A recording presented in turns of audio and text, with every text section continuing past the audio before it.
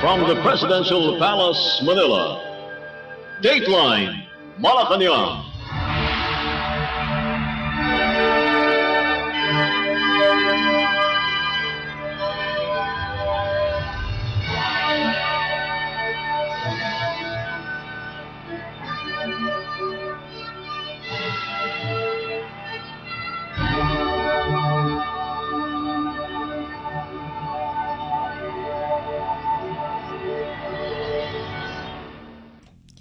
Good day, this is Dateline Malacañang, and here are the news.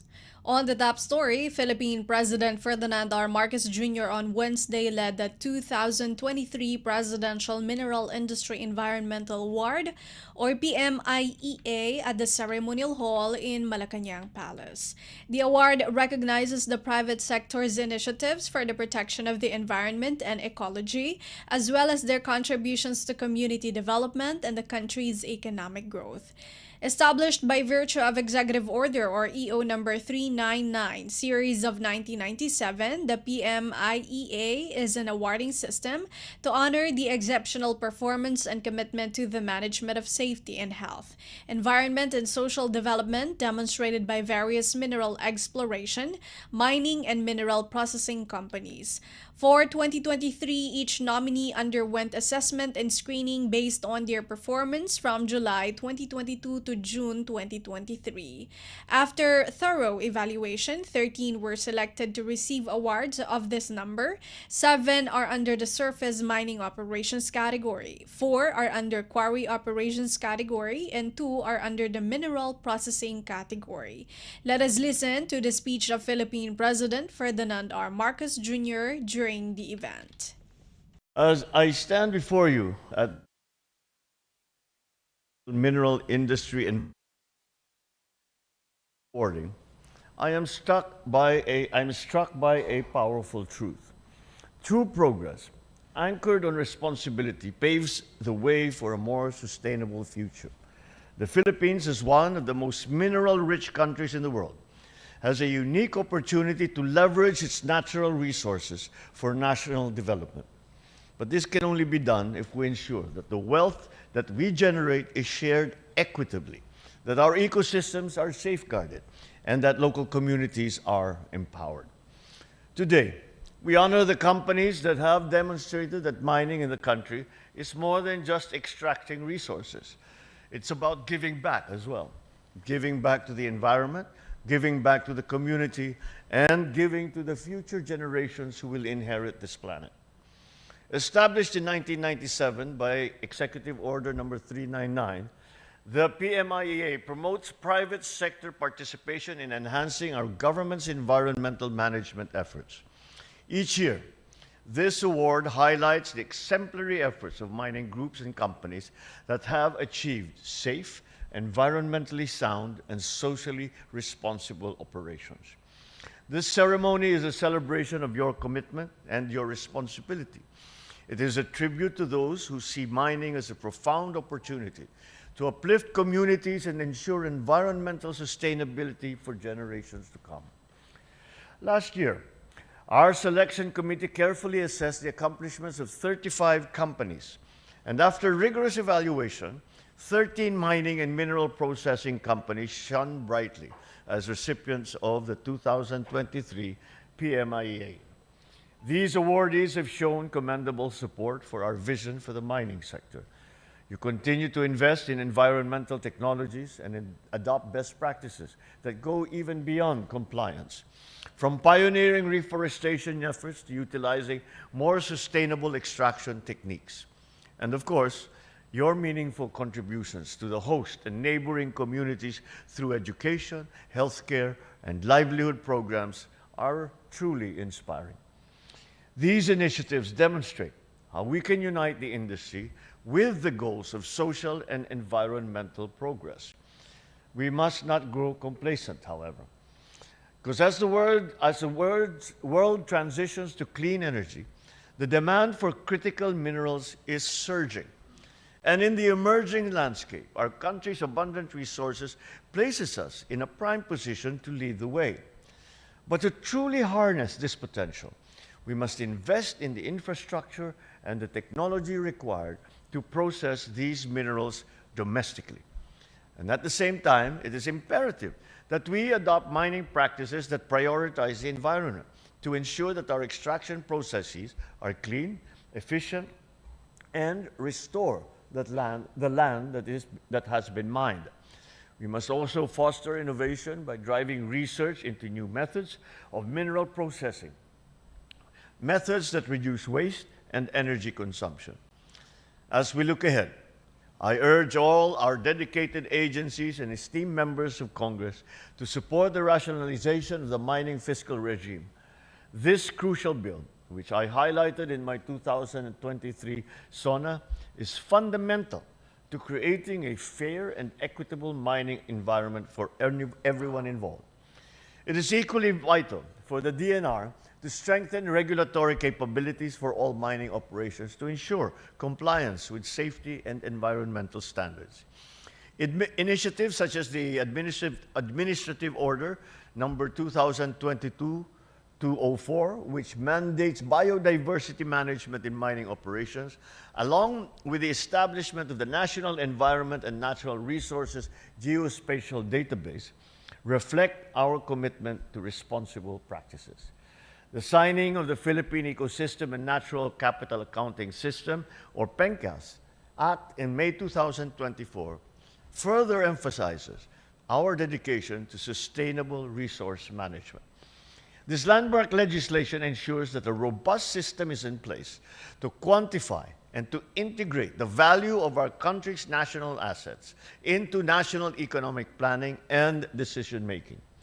This will enable us to better balance economic gains with environmental protection and guarantee that the true cost of resource extraction is accounted for.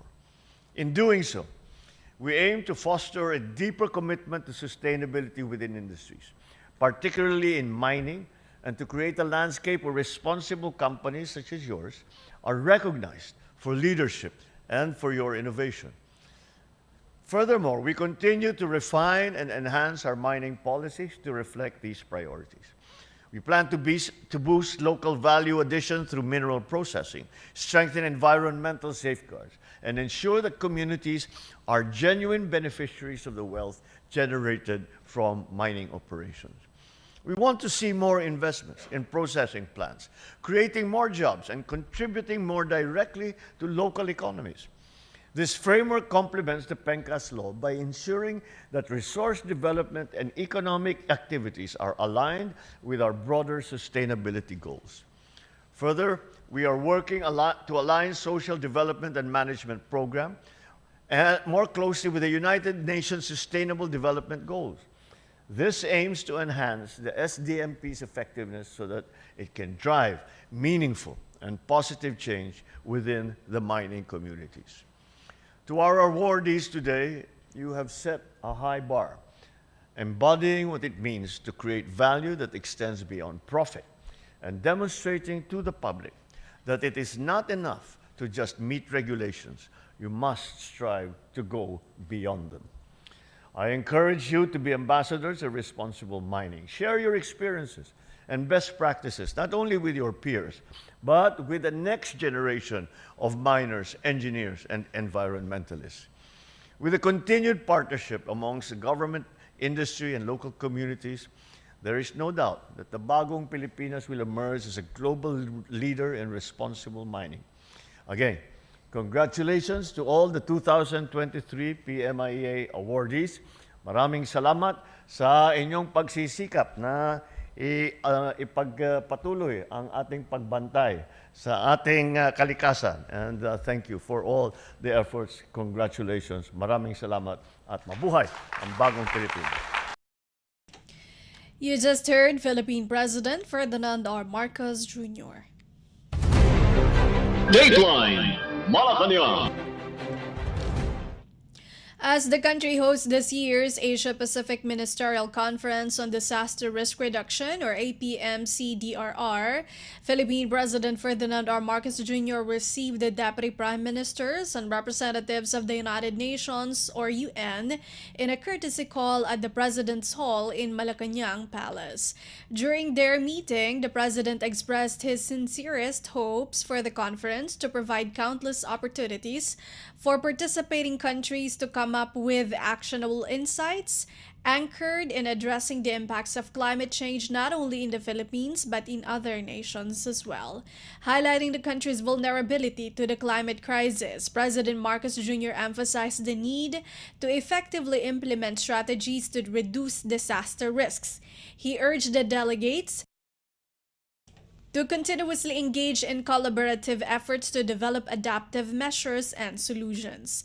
This year's APMCDRR centers on the theme Surge to 2030, Enhancing Ambition in Asia-Pacific to Accelerate Disaster Risk Reduction, which convenes various governments, international groups, national and civil society organizations, the private sector, and the academe to share innovative practices, lessons, and ideas aimed at reducing disaster and climate risks in the world's most disaster-prone regions.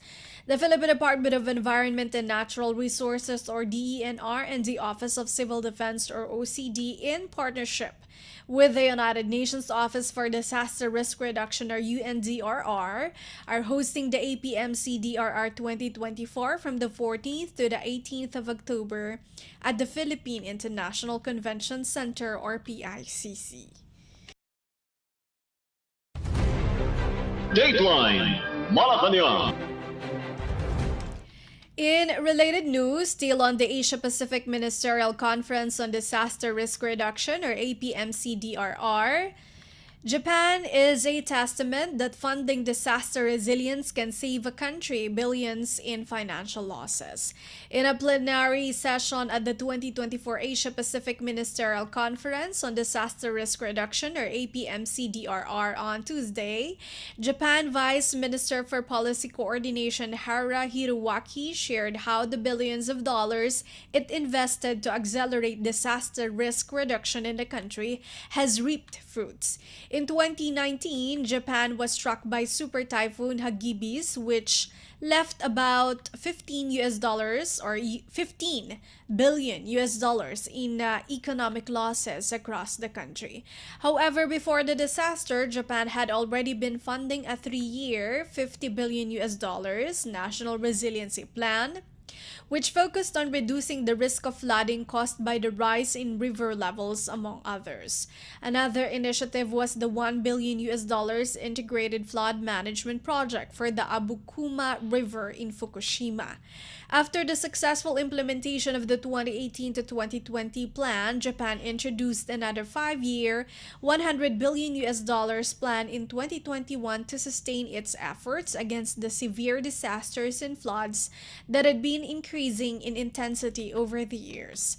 The new resiliency plan covers ongoing seismic reinforcement of public buildings and bridges, maintenance of transportation networks, flood hazard mapping, land development regulation in high-risk areas, and digitalization of evacuation guides, among others.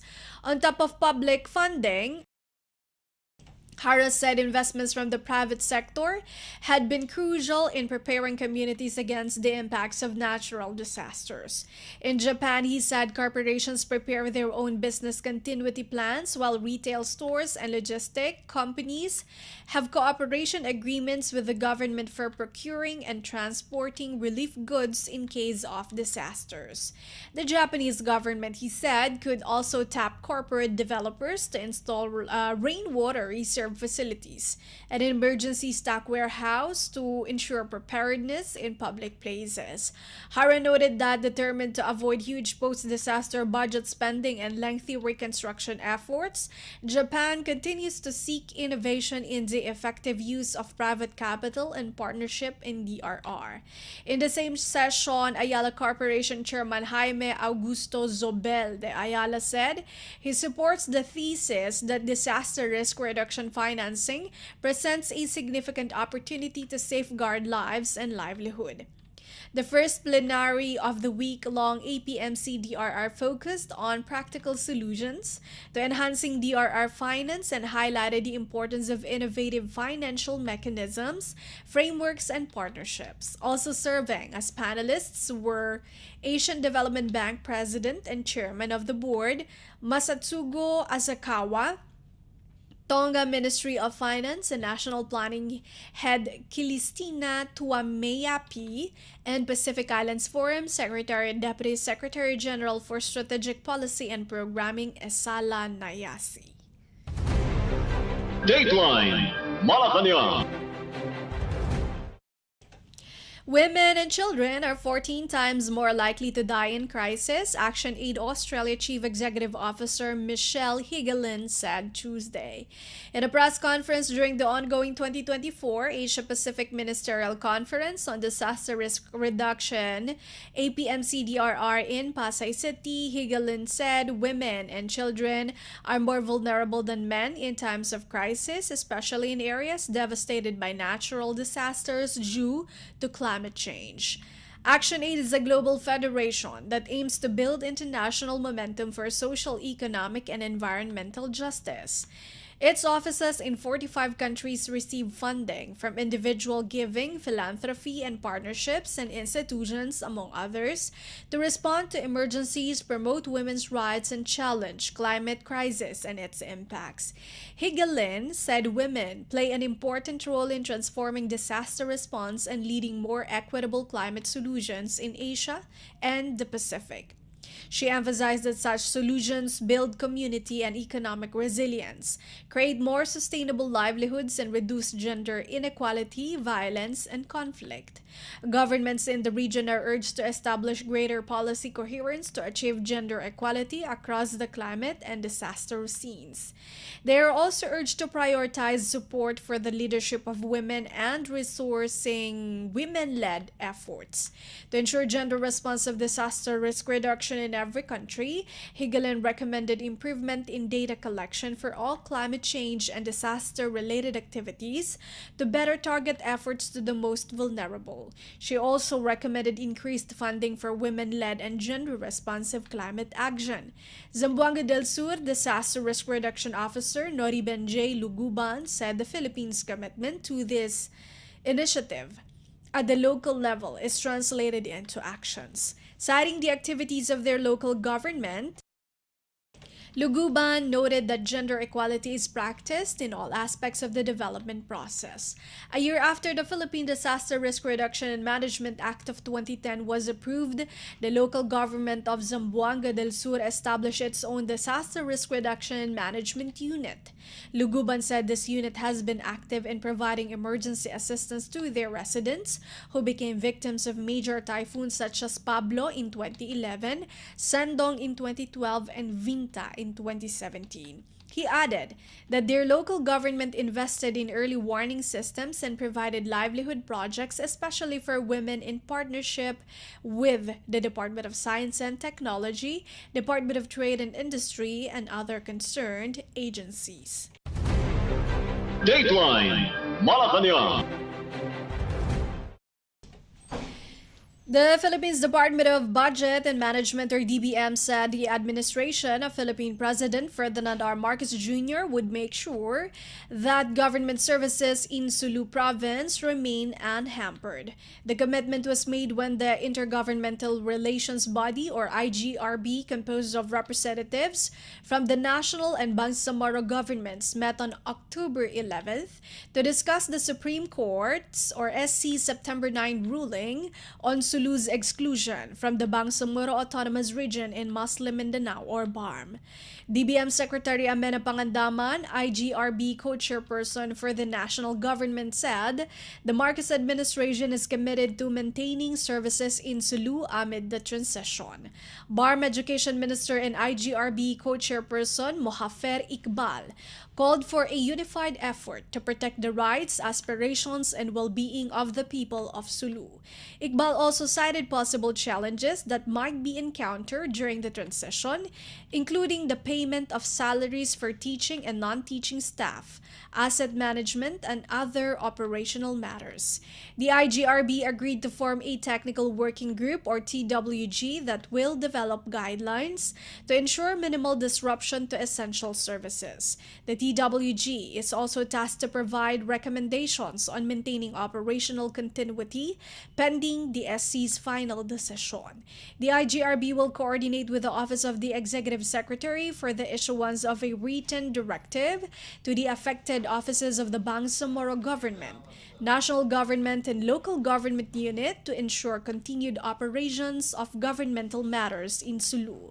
In a unanimous decision dated September 9, 2024, the SC ruled that Sulu is not a part of the BARM, citing the province's rejection of the Bangsamoro Organic Law or BOL during the 2019 plebiscite. The BOL, enacted on July 27, 2018, is the legal framework establishing the BARM's governance and political structure. Last month, Pangandaman urged the BARM and Sulu to maintain status quo following the SC's decision to exclude the province from the region. Dateline Malacañang. The administration of Philippine President Ferdinand R. Marcos Jr. remains committed to helping the Filipino people with a strong focus on education and developing the economy further. In a radio interview, the Department of Social Welfare and Development, or DSWD Secretary Rex Gatchalian said, providing various forms of assistance to needy Filipinos is part of the mandate of the government. When an observation was raised that the Philippines is becoming an ayuda or assistance nation, Gatchalian responded that the president always says that social welfare is only a short-term or temporary solution. Secretary Gatchalian added that long-term solutions such as free education and economic growth can help people find jobs and eventually lift them out of poverty. Gatchalian said it is part of the state's work to assist the poor, vulnerable, and marginalized. Dateline Malacañang. Philippine House of Representatives Speaker Ferdinand Martin Romualdez has showcased before the international community the country's progress in the areas of science, technology, and innovation under the leadership of President Ferdinand R. Marcos Jr. Speaking at the opening session of the 149th Inter-Parliamentary Union or IPU Assembly in Geneva, Switzerland, Romualdez said the President and Congress have been taking steps to promote science, technology, and innovation to sustain the nation's development. Romualdez said the Council, which President Marcos chaired, administers a 10-year policy vision, goals, and strategies collectively called the National Innovation Agenda and Strategy Document. The document, he pointed out, contains the Philippines' vision and long-term goals for innovation and a roadmap of the strategies for improving innovation governance, deepening and accelerating innovation efforts, and integrating and fostering public-private partnerships, mindful of the policy of leaving no Filipino behind. Speaker Romualdez said a Philippine Congress, in support of the 2030 Agenda for Sustainable Development, has also enacted several measures to improve innovation governance in the country, including Republic Act or RA 11293, also known as the Philippine Innovation Act, RA 11927, or the Philippine Digital Workforce Competitiveness Act, and RA 10055 or the Technology Transfer Act of 2009. The House Speaker said the initiatives taken by President Marcos and measures enacted by Congress have borne dividends for the Philippines. Romualdez noted that in the 2024 Global Innovation Index of the World Property Organization, which measures the innovation-based performance of 130-plus economies, the Philippines rose in rank from 59th in 2023 to 56th place this year. In the same report, the Philippines was recognized as one of the decade's top innovative or innovation performers, having achieved its highest rank at 50th place in 2020 during the global pandemic. Dateline Malacañang. The International Labor Organization, or ILO, visited the Office of the Department of Migrant Workers, or DMW, to discuss safety measures for overseas Filipino workers, or OFWs, working abroad. DMW Secretary Hans Leo Kakdak and ILO Country Director Khalid Hassan agreed to collaborate to ensure the safety of OFWs from the time they leave until the time they return to the country. Secretary Kakdak ensured the Philippines' support on ILO projects such as the Ship-to-Shore Rights Initiative, which aims to protect OFWs in the fishing and seafood processing sectors in Southeast Asia. Meanwhile, Kakdak reported that a total of 461 OFWs, including 28 dependents, have returned to the country from Lebanon. This after 48 more Filipinos arrived in the Philippines on Monday evening. To recall, Philippine President Ferdinand R. Marcos Jr. ordered the use of government resources to repatriate Filipinos caught in the middle of hostilities between Israel and Hezbollah and other tensions in the Middle East. Dateline Malacañang. Members of the Philippine Army, or PA, and Australian Army formally kicked off this year's second edition of the Kasanga in Camarines Sur province on Monday, focusing on specialized land warfare activities. In a statement, Army spokesperson Colonel Louis Demaala said the drills cover critical areas such as urban operations, close combat techniques, combat shooting, and tactical casualty care. Participating troops will also undergo training in explosive assault, breaching, cybersecurity operations, mortar gunnery with forward observers, and civil military operations exchanges. Demaala said a total of 266 participants, composed of 216 PA personnel and 50 Australian Army personnel, are participating in a said combined exercise scheduled from October 14 to November 8, 2024. He added that troops from the PA's 9th Infantry Division would join the drills, which will be staged at the unit's headquarters in Camp Elias Angeles, San Jose, Pili, Camarines Sur. Exercise Kasanga aims to enhance the skills and bolster the interoperability of both armies in various warfighting functions. The PA's 5th Infantry Division in Isabela Province hosted the first iteration of the combined exercise for this year from May to June. Dateline Malacañang. A senior Department of Justice, or DOJ, official said the government will be providing legal assistance to the Filipinas trafficked in Cambodia to become surrogate mothers. Speaking at the sidelines of the second regional meeting of Southeast Asia National Anti-Trafficking Committee, Justice Undersecretary Nicolas Felix T. said of the 20 Filipinas reportedly rescued by Cambodian authorities, 7 may return to the Philippines soon, while the 13 who are pregnant may face criminal liability, as surrogacy is a criminal offense in Cambodia. T said the Philippine Embassy has already asked the Cambodian government not to treat the trafficked Filipinas as criminals. But he added that these are sensitive discussions and must take into consideration the views of that country. T said Cambodian officials also confirmed that aside from Filipinos, Vietnamese women were also victimized. Meanwhile, justice officials said the ongoing dialogue on human trafficking has resulted in closer ties between member countries in the fight against human trafficking. The meeting was participated by Brunei, Cambodia, Indonesia, Myanmar, Laos, Thailand, and Vietnam. Crucial to the discussions were identifying the roles that Southeast Asian nations play as a regional community to curb trafficking for forced criminality. Emphasis was placed on ensuring that victims rescued from these operations are properly identified and provided with much-needed protection and access to justice.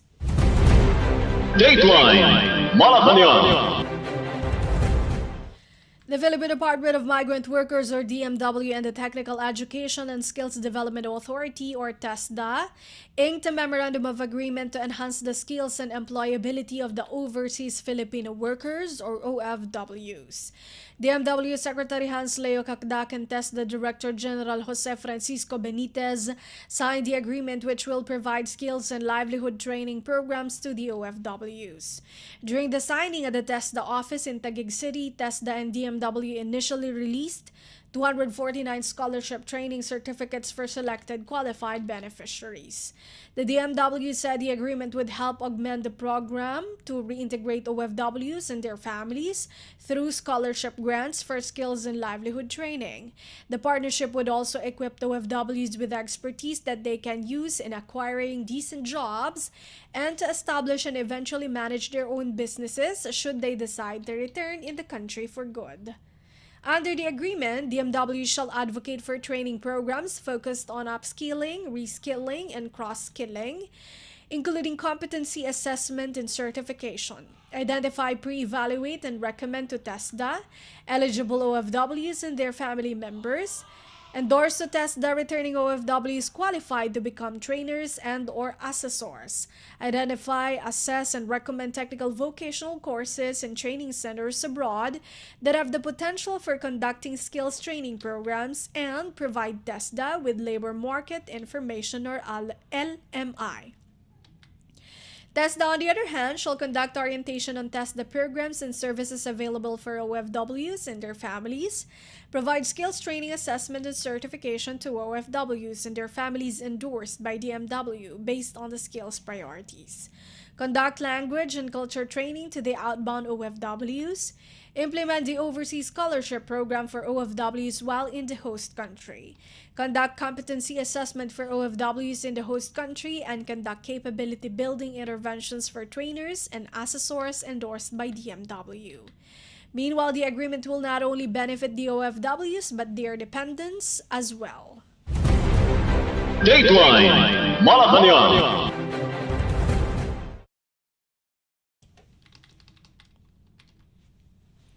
And that is all for today's Dateline Malacañang for Radyo Pilipinas World Service. This has been Bea Gaza. From the Presidential Palace, Manila, Dateline Malacañang.